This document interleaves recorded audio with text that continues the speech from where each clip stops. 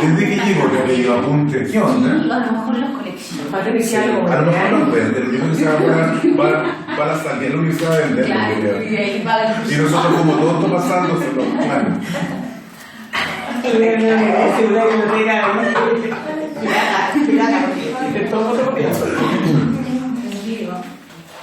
¿Cierto? Entonces, vamos a comenzar.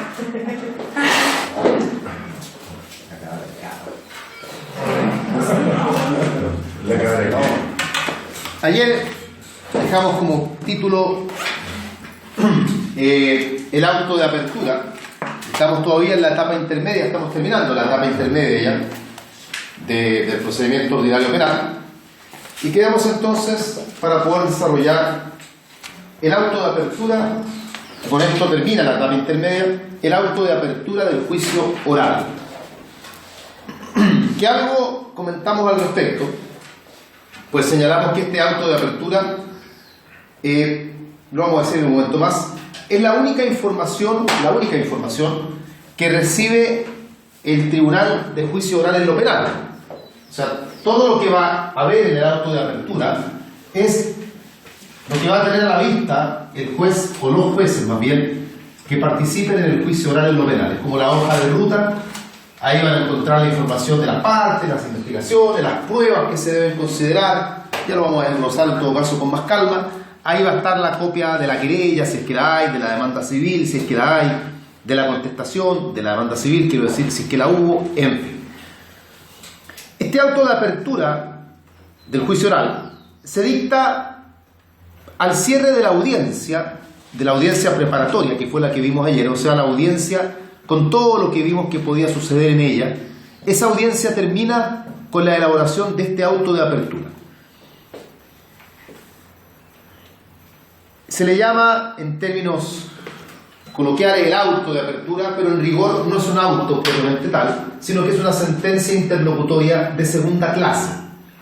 Sirve de base importantísima para que luego se dicte la sentencia definitiva, insistiendo en lo que ya hemos señalado, de que esta es la única información que va a recibir el juez oral en lo penal.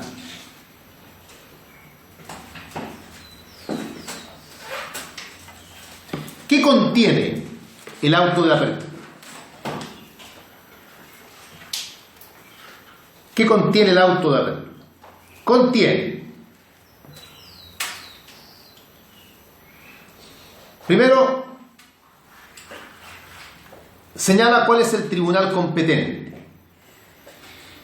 En este caso, el Tribunal de Juicio Oral en lo Penal, que tiene su competencia de acuerdo a la competencia que haya tenido el juez de garantía. Hay una competencia territorial ahí, por lo tanto hay una, no digamos dependencia porque no se trata de eso, pero hay un vínculo, si podemos decir, entre la territorialidad que tenga el juez de garantía con la territorialidad que tendrá el Tribunal de Juicio Oral en lo Penal. En segundo lugar, también contiene la acusación. Todo lo pertinente a la acusación fiscal, si es que hay, adhesión a la acusación, también si es que la hay, y la o las acusaciones particulares, si es que las hay también. Ya conversamos ayer de todo aquello. Está claro que tiene que haber alguna acusación, porque si nadie hubiese acusado, no podríamos estar pasando al juicio. Habría terminado el procedimiento ayer, según lo conversábamos. No se trata de que se transcriban íntegramente las acusaciones, sino que por lo menos se debe desglosar lo más relevante de cada una de ellas.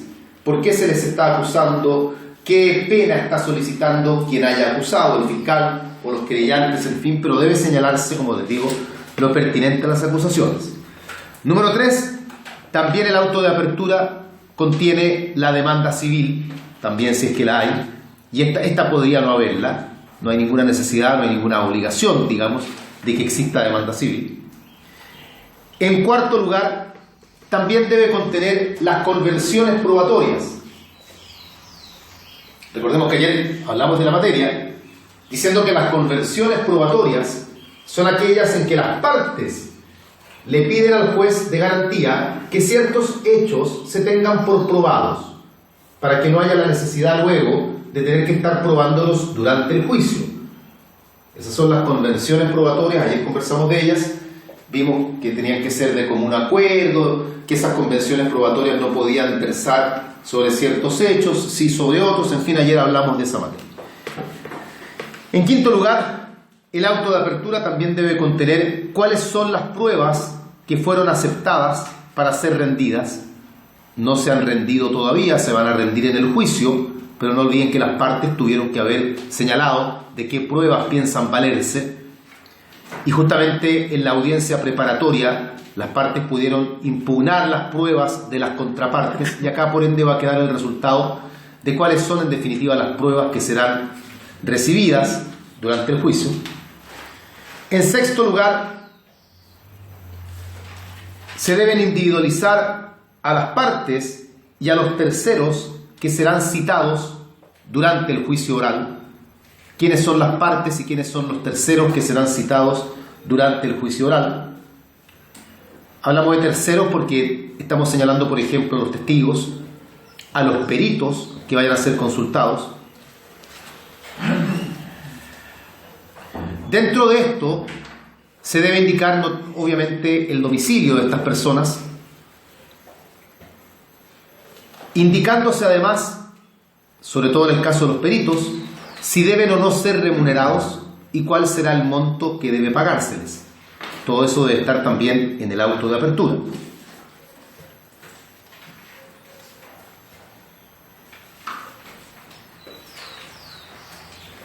En séptimo lugar, debe contener también lo que se puede calificar como otras menciones. Como otras menciones. Dentro de estas otras menciones pueden haber, por ejemplo, el señalamiento de excepciones que se hayan opuesto, como excepciones perentorias, por ejemplo, que se hayan opuesto. Esto tiene que ver naturalmente con la demanda civil. No olviden que las dilatorias, esa del tribunal tuvo que haberlas resuelto en la audiencia preparatoria, incompetencia del tribunal, litispendencia, en fin, ayer conversamos de eso. Pero las perentorias puede que no estén resueltas todavía y por lo tanto deben señalarse acá dentro de estas, llamémoslas así, menciones varias.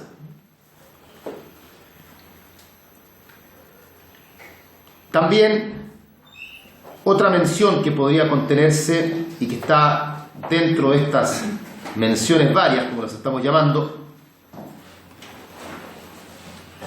es indicar si se han decretado o no medidas cautelares personales.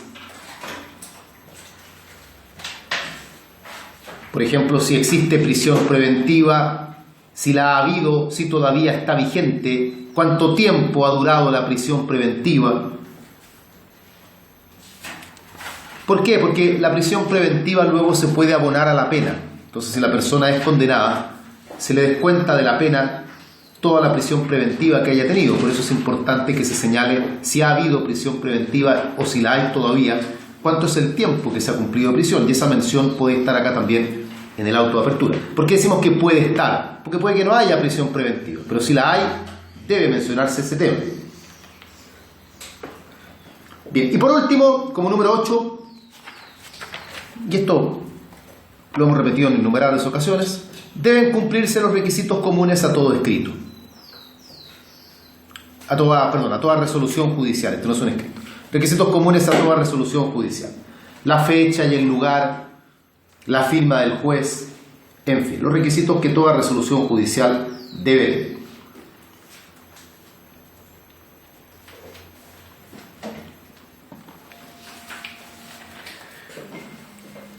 ¿Cómo se notifica el auto de apertura? Bueno, se dicta en audiencia y según lo que estudiamos cuando hicimos la primera clase de procesal penal, sabemos que toda resolución dictada en audiencia se entiende notificada al momento mismo de la audiencia. Y eso, no olviden, alcanza no solo a las partes que concurrieron, sino que también a las que debieron concurrir y no estuvieron presentes. Se dicta oralmente y en ese momento queda notificada.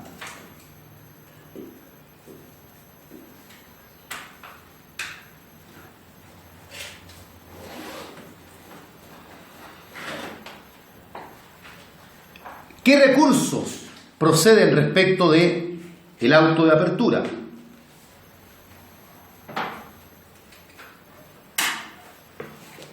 Procede respecto de ella el recurso de apelación. Sabemos que no es muy común el recurso de apelación, pero aquí cabe, hay norma expresa que se refiere al tema, si es que cabe recurso de apelación.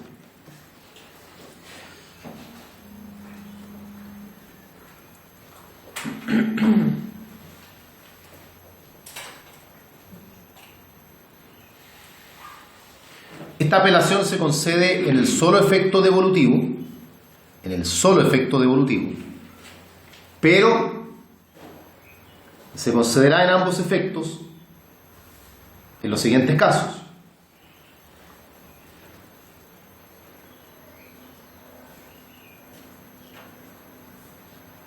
Cuando el que apela es el Ministerio Público,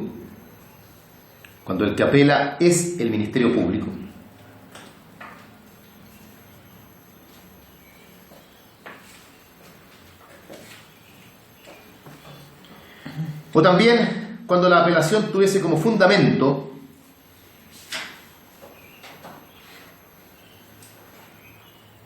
que se deban excluir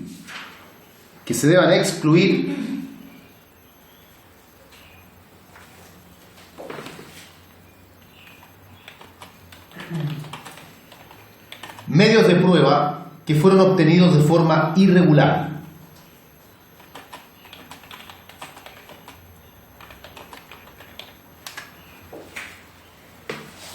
Medios de prueba que se hayan obtenido en forma irregular. Es decir, que en el auto de apertura se acogieron medios de prueba que la parte que apela sostiene que no debieron acogerse porque dichos medios de prueba se obtuvieron de forma irregular. Irregular, por ejemplo, porque se consiguieron de manera ilícita, porque no se cumplieron las formalidades que señala la ley, etc.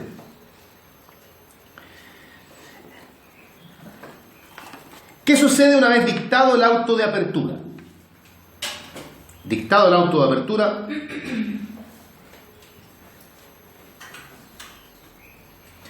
una vez que el auto quede ejecutoriado, lo cual sucederá cuando se haya resuelto la apelación o haya transcurrido el plazo para apelar, que es de 5 días. No olviden, bueno, ya vimos ya cuando se entiende que las resoluciones quedan ejecutoriadas.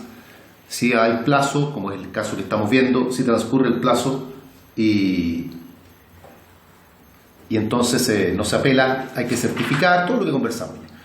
Una vez que queda ejecutoriado el auto, la ley señala que existe un plazo de 48 horas. Hay un plazo de 48 horas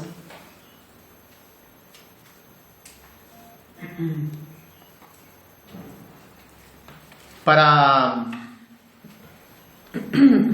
que llegue el auto de apertura al Tribunal de Juicio Oral en lo penal. Dentro de las 48 horas, entonces, señala la ley que el auto de apertura debe llegar a manos del Tribunal de Juicio Oral en lo penal. Con esto termina, entonces, la etapa intermedia. Y con esto, además, termina, hasta este momento, la participación del juez de garantía, que podrá volver a surgir más adelante, como sabemos ya, si es que hay sentencia condenatoria, porque él tendrá que ver todo lo pertinente a coordinar el cumplimiento de la sentencia, con gendarmería, en fin. Pero si la sentencia es absolutoria, al juez de garantía ya no lo volvemos a ver.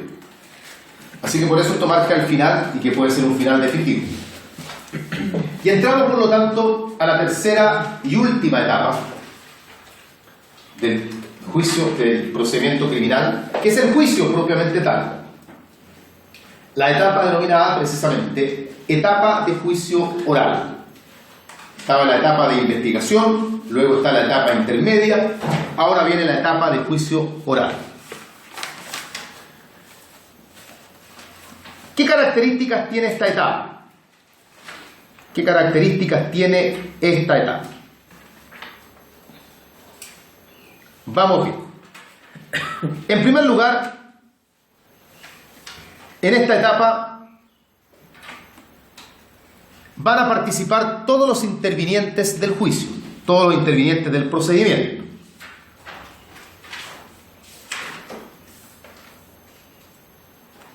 Estamos pensando en el Tribunal de Juicio Oral en lo Penal, que ya lo conversamos, ya es un tribunal colegiado, conformado por 3 jueces,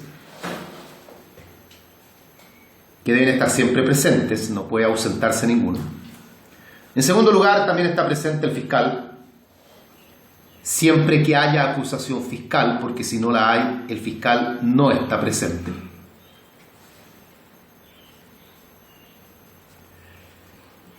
En tercer lugar, debe estar presente también el acusado,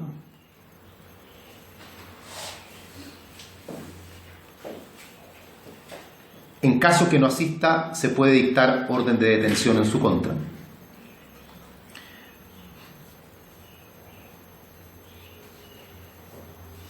Ahora, solo como comentario, se puede solicitar que el acusado no esté presente durante el juicio y en ese caso se le lleva a una sala cercana, una sala contigua, dice la ley, para que esté ubicado en ese lugar.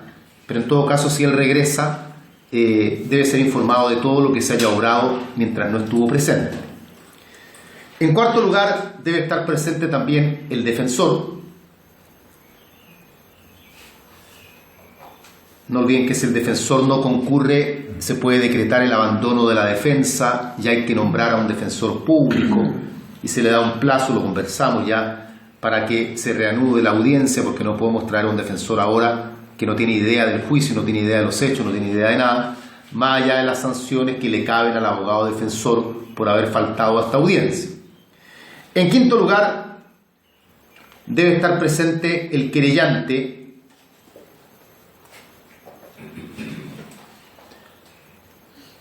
asumiéndose que si no lo está, la querella queda abandonada.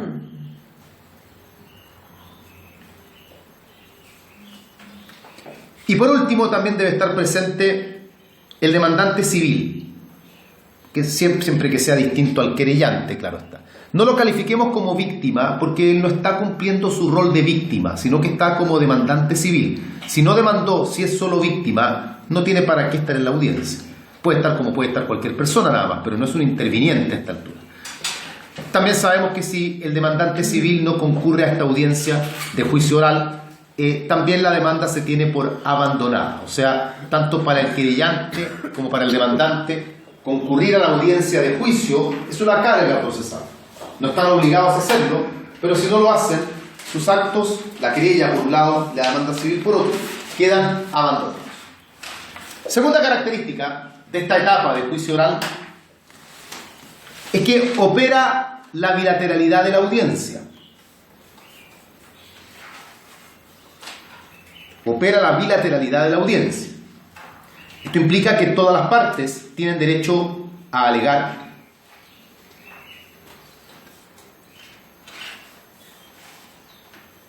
Me refiero con esto al alegato de inicio.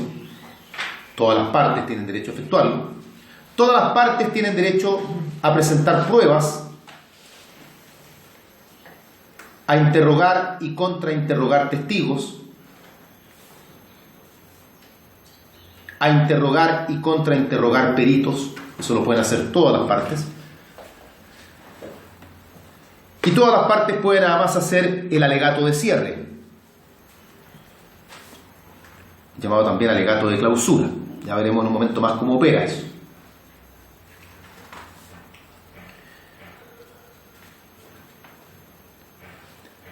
Tercera característica del juicio oral: todas las presentaciones que se hagan durante el juicio oral, todas las diligencias que se practiquen durante el juicio oral son ordenadas por las partes.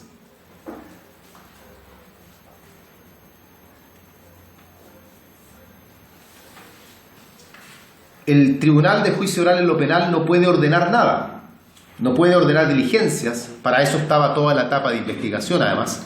Sí las podría haber ordenado el juez de garantía en su momento, eso lo sabemos, pero en ningún caso el Tribunal de Juicio Oral en lo penal. Por ejemplo, el orden en que se rinden las pruebas lo determinan las partes, no lo determina el tribunal. Ya vamos a hablar de eso en un momento más. Cuarta característica del juicio oral en lo penal: priman la buena fe y la imparcialidad. la buena fe y la imparcialidad.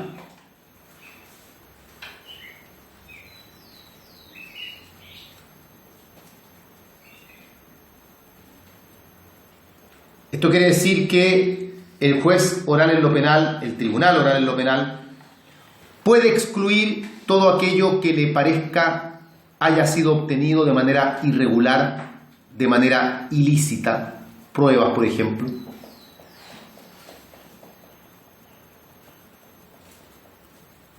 El tribunal oral en lo penal puede llamar la atención si estima que los testigos o los peritos están siendo víctimas de algún tipo de amedrentamiento durante el interrogatorio, los están hostigando, los están amenazando, por ejemplo.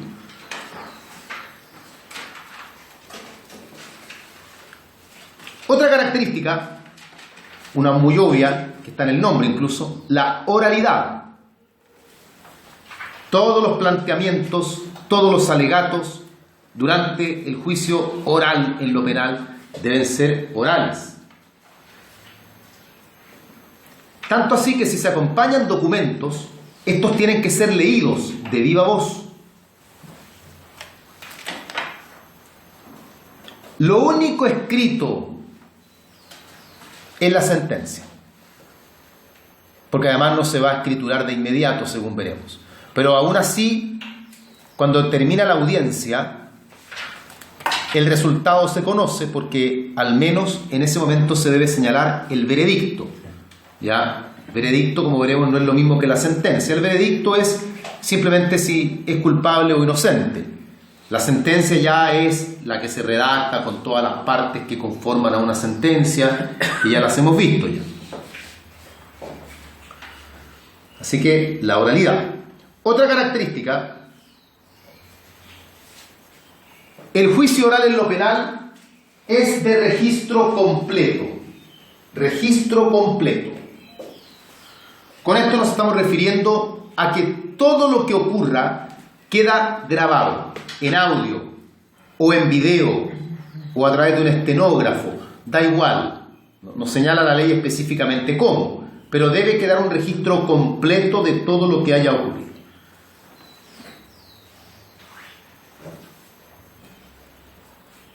Otra característica importante, la inmediación, que es lo que nos revela el por qué los jueces tienen que estar presentes durante toda la audiencia. Los jueces no pueden actuar sobre la base de lo que otros han contado. Acá no existen los abogados integrantes ni nada por el estilo. Deben estar presentes los jueces. Ellos son los que deben oír los alegatos. Ellos son los que deben percibir las pruebas. Otra característica, la continuidad.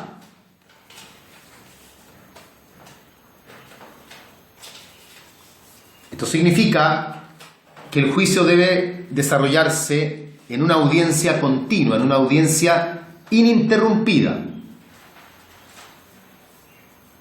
Para lograr esto, el propio tribunal va de alguna manera dirigiendo la audiencia, por ejemplo, estableciendo tiempos para que los abogados hagan sus alegatos, evitando el tribunal que la discusión se vaya desviando a asuntos que sean impertinentes, todo con el afán de que efectivamente la audiencia pueda desarrollarse de forma continua. Ahora, claramente si la audiencia debe continuar en otro día, continuará al día siguiente. De todas maneras, la ley le da la posibilidad al Tribunal de Juicio Oral en lo Penal de suspender la audiencia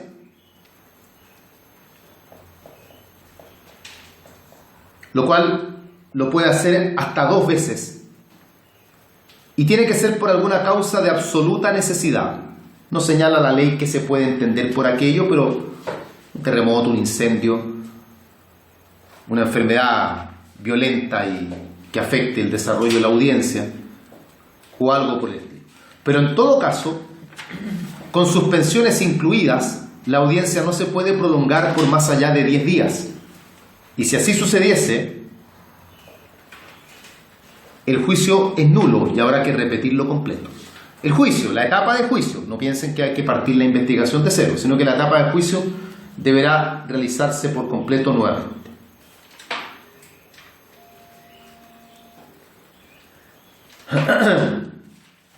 Otra característica, la publicidad. Publicidad. El juicio oral en lo penal es un juicio público. Público, o sea, público en general. Cualquier persona puede asistir a las audiencias.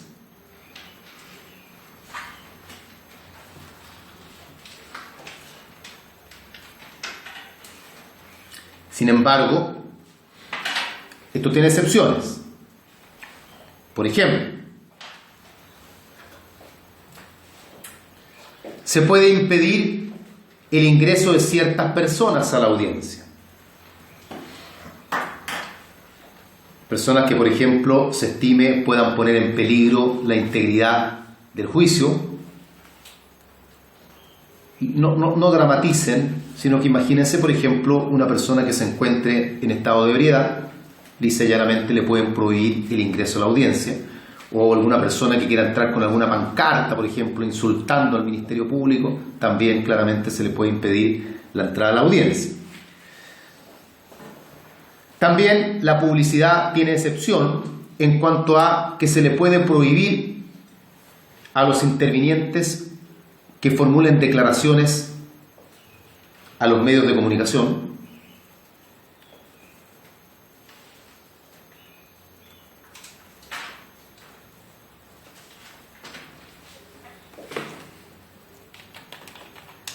Y también, si bien es cierto, se permite que los medios de comunicación puedan filmar parte de las audiencias, que es lo que uno ve en televisión, después en las noticias, puede ocurrir, sin embargo, que las partes de común acuerdo soliciten que los medios de comunicación no puedan actuar.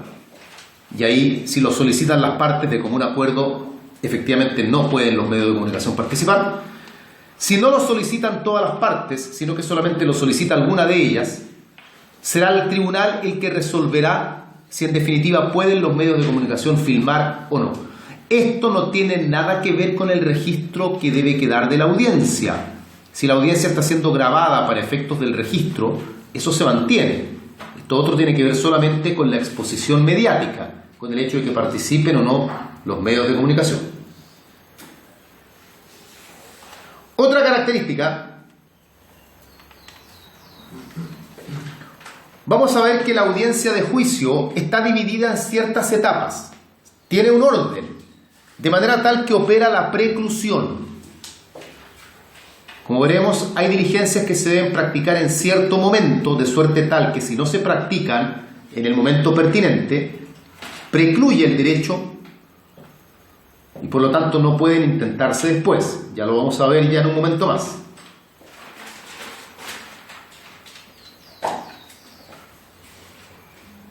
Otra característica, existe libertad probatoria. Existe libertad probatoria. En la medida que la prueba sea lícita,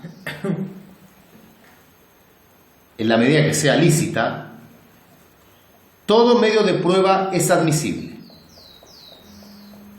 Todo medio de prueba es admisible.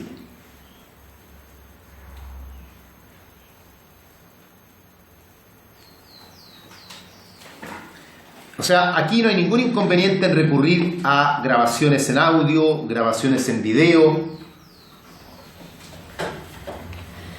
Cuestión que en otro tipo de procedimiento sería cuestionable. Acá no hay ningún inconveniente con él.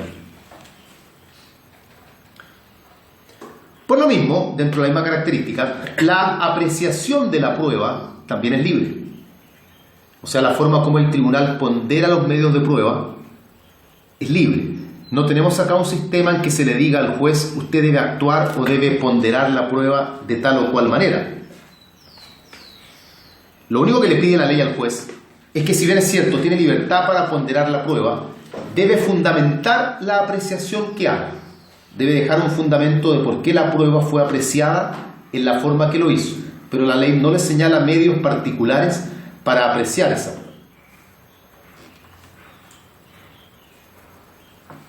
Como última característica, señalemos que, basándose en lo que es el sistema anglosajón, para que el tribunal pueda condenar,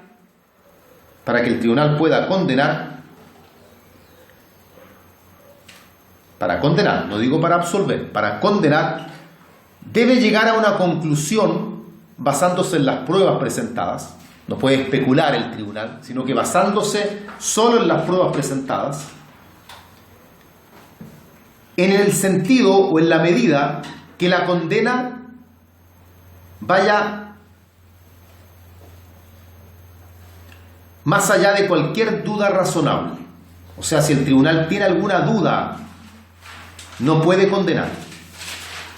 Eso implica que el tribunal debe tener, en el fondo, la plena convicción de la culpabilidad, la plena convicción de la participación. Y toda esa plena convicción se recoge justamente a partir de las pruebas que se han presentado. Bien, desarrollemos ahora el juicio, propiamente tal. Para efectos didácticos, vamos a dividir el juicio en 3 etapas. Estamos en la tercera etapa, ya la etapa de juicio. Y esta tercera etapa la vamos en el fondo a subdividir, para que ustedes lo entiendan, en 3 fases. La primera es la fase de preparación. La fase de preparación. La segunda es el juicio propiamente tal.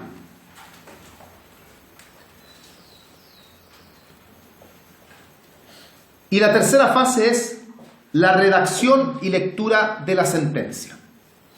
Redacción y lectura de la sentencia.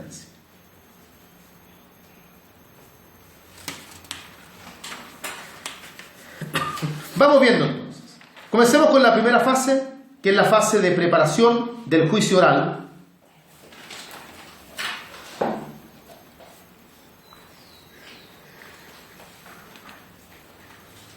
Vamos bien. Vamos a ir numerando para que sea todo más correlativo. Número 1, la recepción del auto de apertura.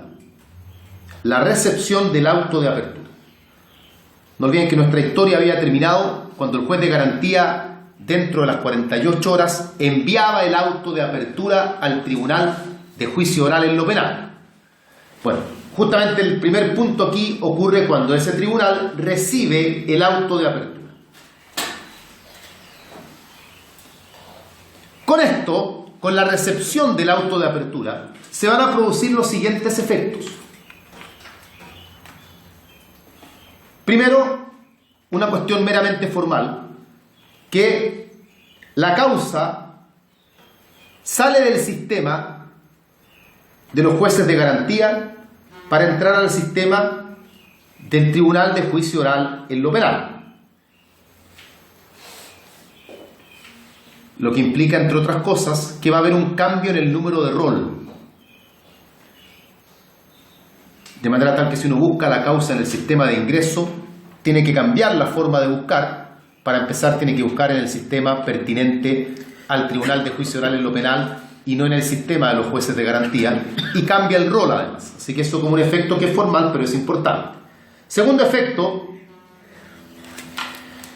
los imputados que estén sujetos a alguna medida cautelar,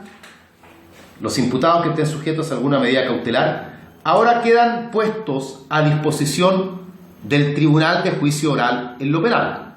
Ya no van a estar a disposición del juez de garantía como era hasta este punto, sino que ahora pasan a estar a disposición del Tribunal de Juicio Oral en lo penal.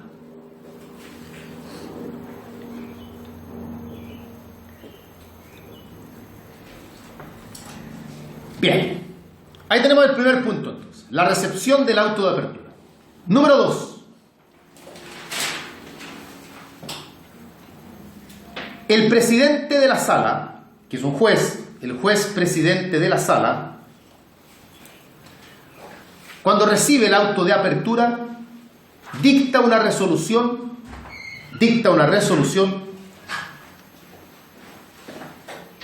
en la que señala la fecha en que se llevará a cabo el juicio, la fecha en que se llevará a cabo el juicio.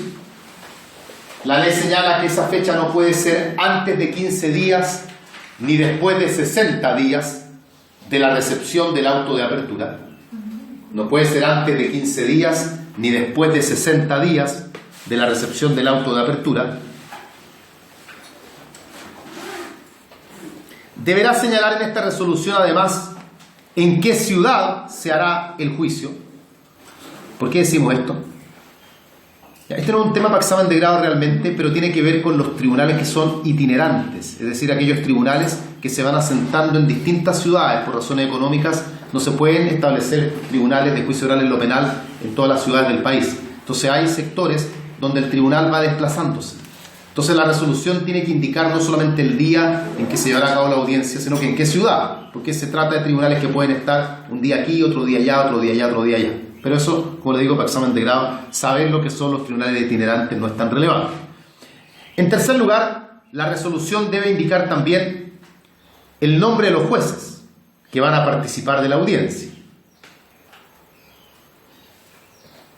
Usualmente se señalan más de los jueces que van a estar, y esto es para evitar que llegado el día de la audiencia alguno pueda enfermarse o se pueda ausentar, de manera tal de que si se necesitan 3 jueces, puede ocurrir que en la resolución se nombren 5, lo que no implica que vayan a estar todos, sino que de entre esos 5 saldrán los 3 que efectivamente van a estar.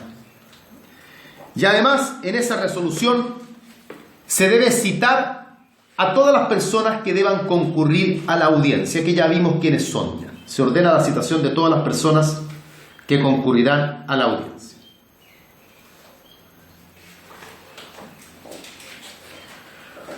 ¿Cómo se notifica esta resolución? Apliquen reglas generales. ¿Cómo se notificará? No. O sea, yo no digo que no se pueda notificar personalmente, mal que mal, todo se puede notificar personalmente. Por cédula, porque ordena la concurrencia personal ante el tribunal. Así que se notifica por cédula.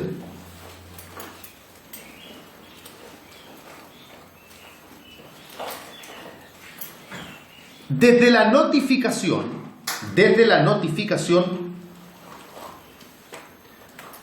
comienza un plazo de 3 días, para que las partes puedan inhabilitar a algunos de los jueces. Hay un plazo de 3 días para que las partes puedan inhabilitar a algunos de los jueces. Estamos hablando de implicancias o recusaciones. Ojo, si no hacen uso de este derecho, ya no pueden inhabilitar. Pero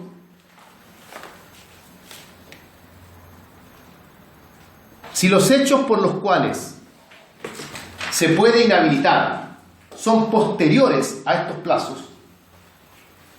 o sea, las partes no tenían conocimiento de que pudiese haber una causal de inhabilitación para un juez y se enteran, voy a ser bien dramático, me entero el día antes de la audiencia de que hay un juez que debiera ser inhabilitado. Claramente ya el plazo para inhabilitar, que eran los 3 días posteriores a la notificación, ya no existen. La ley permite que se pueda inhabilitar al inicio del juicio, verbalmente. O sea, antes que se inicie el juicio, los abogados podrían inhabilitar a algún juez.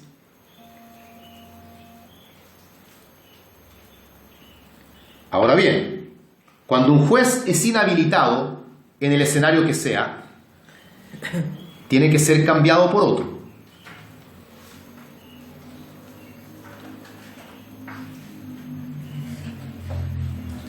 Pero ¿qué ocurre si es inhabilitado al iniciarse la audiencia y no hay otro juez presente que pueda subrogar? Porque si se inhabilita y hay más jueces disponibles, no hay problema, colocamos un tercer juez. Pero si no lo hubiera, la ley permite en este caso que el juicio se pueda desarrollar ante 2 jueces, nunca menos de 2. Así que si inhabilitamos a 2 jueces, hay que reprogramar la audiencia. Pero si inhabilitamos a uno y no se le puede reemplazar por otro, la ley permite que se pueda llevar a cabo la audiencia con 2 jueces. Sin embargo, llevándose la audiencia a cabo con 2 jueces, los 2 jueces deben tomar cualquier decisión de forma unánime. Piensen que la idea de que hayan 3 jueces, esto igual que las cortes, es para romper cualquier empate que pueda haber. Un número impar de jueces. Habiendo 2 jueces, podría ocurrir que uno esté por condenar y otro no. Bueno, cualquier decisión tiene que tomarse de forma unánime. Si no se toma ninguna decisión, por ejemplo, uno está por condenar y el otro está por absolver, hay que repetir la audiencia completa. No prima ninguna, no prima dejarlo en libertad, no prima condenarlo. Ese es un poco el costo de que hayan solamente 2 jueces participando. La audiencia igual se puede llevar a cabo y si los jueces deciden unánimemente, perfecto, no hay inconveniente. Bien, esta es la fase preparatoria entonces. Segunda fase, subfase del juicio oral. La audiencia de juicio oral. Audiencia de juicio oral, o sea, el juicio oral propiamente tal. La audiencia de juicio oral.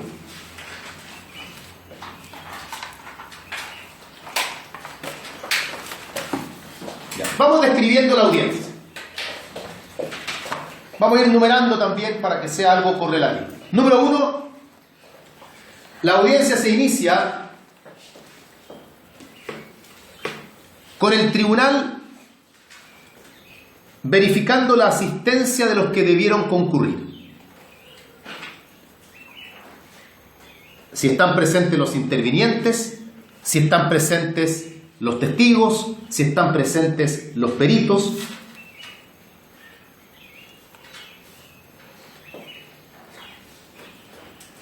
Si los intervinientes no concurren, ya vimos ya lo que puede suceder para cada uno de ellos.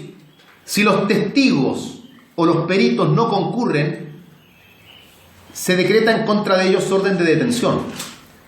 Pero eso solamente para que el juicio siga, no porque los vayamos a detener realmente, ni porque vayamos a detenerlos, traerlos y ahí seguir con la audiencia. Es solamente un trámite para que la audiencia pueda continuar. Número 2, verificada la asistencia, el presidente de la sala da por iniciada la audiencia de juicio. No hay palabras sacramentales, pero tiene que decirlo de viva voz que se da por comenzada, se da inicio, se llevará adelante, como lo quiera decir, la audiencia de juicio oral. Número 3. El propio presidente de la sala hará una relación somera de las principales presentaciones hechas por los intervinientes.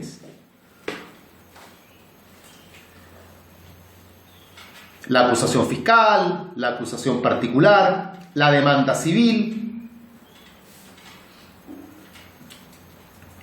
Junto con ello, el juez señala de viva voz cuáles han sido las convenciones probatorias, si es que hay, puede que no haya, si es que la hay, dirá entonces que los hechos que se dan por probados son esto y esto, se ponen de acuerdo de las partes, en fin. No olviden que toda esta información el juez la está sacando del auto de apertura del juicio oral, que hemos dicho que toda la información que él recibe está. Número 4. Comienzan los alegatos de apertura. Comienzan los alegatos de apertura. Comienza el fiscal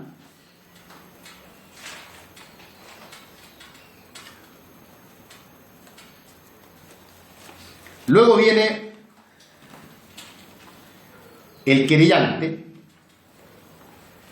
pero siempre y cuando hubiese hecho acusación particular, porque si se adhirió a la acusación no alega, el que alega es solamente el fiscal, pero si hizo acusación particular, entonces viene el alegato del querellante. Luego de ello, de que hable el fiscal, de que hable el querellante, luego de ello se le da la palabra al propio acusado para que él se defienda en sus términos, en sus palabras. Él, si no quiere defenderse, si no quiere hablar, no lo pueden obligar, pero él tiene ahora la posibilidad de defenderse. Y luego de ello viene el alegato del abogado defensor.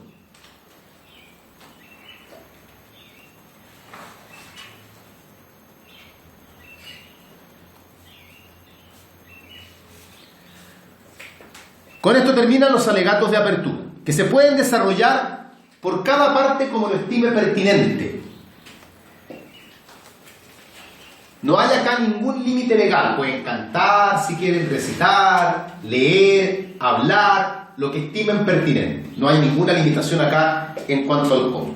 Los tiempos se determinan en la misma audiencia. Y como ya hemos dicho, si el presidente o el tribunal en realidad determina que los alegatos están siendo demasiado extensos, pueden ponerle un plazo de duración. Pero en principio no hay un plazo expresamente señalado. Terminados los alegatos de apertura, que veremos no son los únicos alegatos que hay, corresponde ahora la rendición de la prueba. Número 5, Número 5 entonces, rendición de la prueba. Primero se rinde la prueba que se denomina la prueba de cargo. Todas las expresiones de cargo dicen relación con todo lo que es acusación y demanda, ¿ya? Cuando hablamos entonces de que van a declarar, por ejemplo, los testigos de cargo, quiere decir que van a declarar los testigos que presentó la fiscalía y que presentó el demandante. Y cuando decimos que se rinde primero la prueba de cargo, queremos decir entonces que la prueba que se rinde primero son las pruebas que va a deducir el fiscal, las pruebas que va a deducir el querellante y las pruebas que va a deducir el demandante. Esas son las primeras pruebas que se presentan. O sea, intentamos acreditar la acusación fiscal, intentamos acreditar la acusación particular, si es que la hay, e intentamos acreditar también la demanda civil, si es que la hay. Esa es la primera prueba que se rinde. ¿Cómo se rinde la prueba? Los documentos se exhiben y se leen.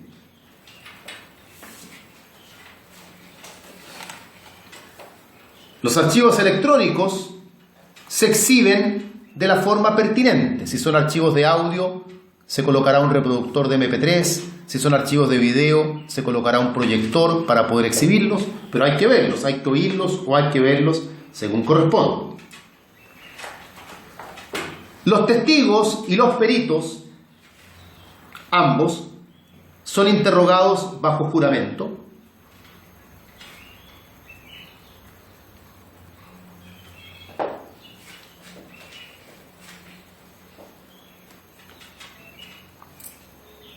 Deponen sobre los hechos para los cuales han sido citados.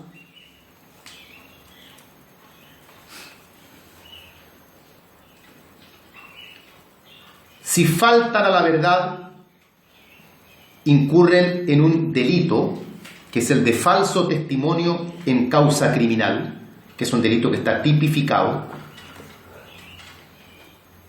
Importante porque en materia civil, si mientes, no pasa nada. En materia penal no pueden mentir.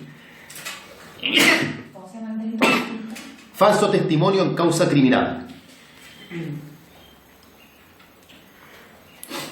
No existen inhabilidades para los testigos ni para los peritos. Por lo mismo, no hay tachas. Lo que sí se puede, y eso se hace en las mismas interrogaciones y contrainterrogaciones, lo que sí se puede es cuestionar la credibilidad, cuestionar la imparcialidad, desacreditarlos. Eso sí se puede, pero eso tiene que ver con el manejo que cada abogado haga en la contrainterrogación, tratar de, en palabras dramáticas, de desenmascarar al testigo o al perito, desacreditar. Los testigos y los peritos son interrogados en primer lugar por quien los presenta. La parte que los presenta los interroga en primer lugar.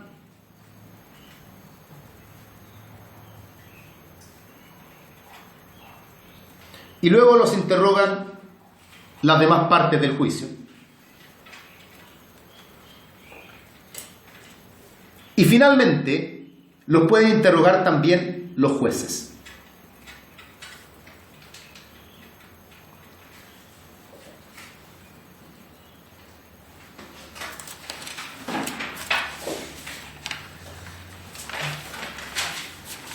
Bien.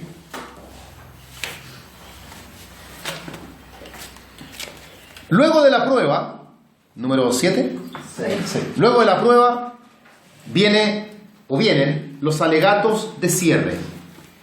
Alegatos de cierre.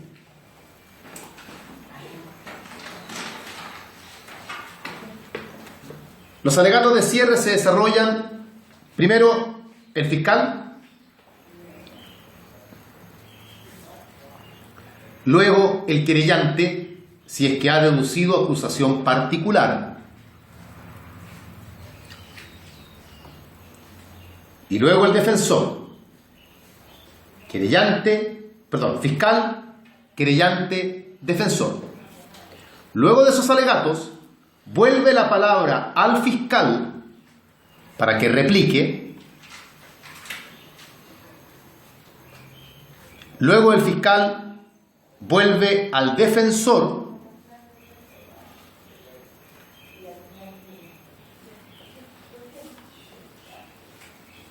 y termina oyéndose al acusado, que es por ende si él quiere hablar, porque si no quiere hablar no habla, pero si él quiere hablar, él es el último que habla en la audiencia. La última palabra la tiene el acusado.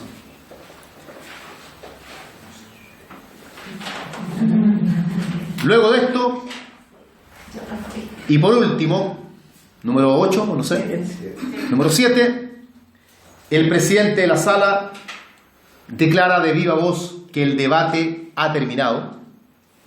El debate ha terminado. Y con ello, los jueces se retiran a una sala próxima, a una sala contigua, a deliberar.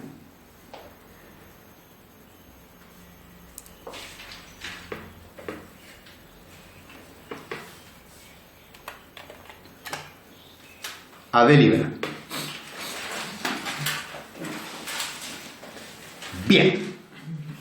Vamos a hacer un break, pero lo que viene ahora, para que lo coloquen como título, el veredicto. El veredicto. Pero hagamos un break cortito para ver cómo tiene que ser el veredicto y con ello ver la sentencia.